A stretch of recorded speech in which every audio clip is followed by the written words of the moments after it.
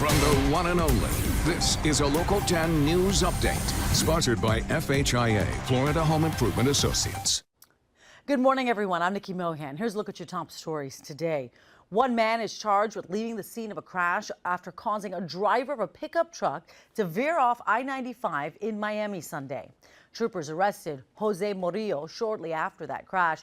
We're told Murillo slammed his vehicle into the truck, which was hauling a boat, and that sent it flying down a hill and crashing near an apartment complex along Northwest 28th Street near 7th Avenue. The boat's trailer ended up on top of the truck, trapping 4 people inside.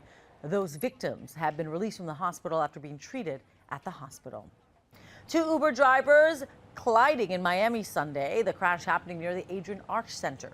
An overturned Nissan SUV is seen at the crosswalk along Northeast 13th Street. One other vehicle involved was left with front-end damage. No one was seriously injured, but we're told one person had to be taken to the hospital as a precaution.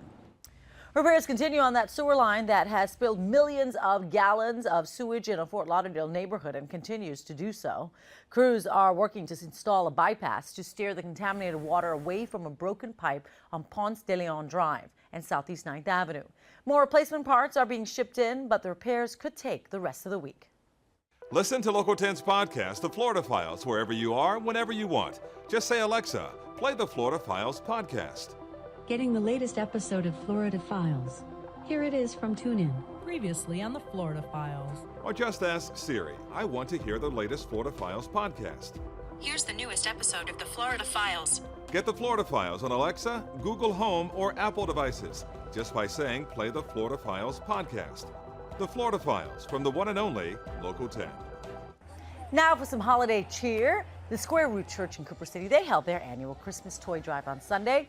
Members of the Square Root Church, they loaded up gifts into cars outside Dancers Gallery on Flamingo Road. The church has partnered with the car group Honda Type R to drive over those gifts to patients at Joe DiMaggio Children's Hospital.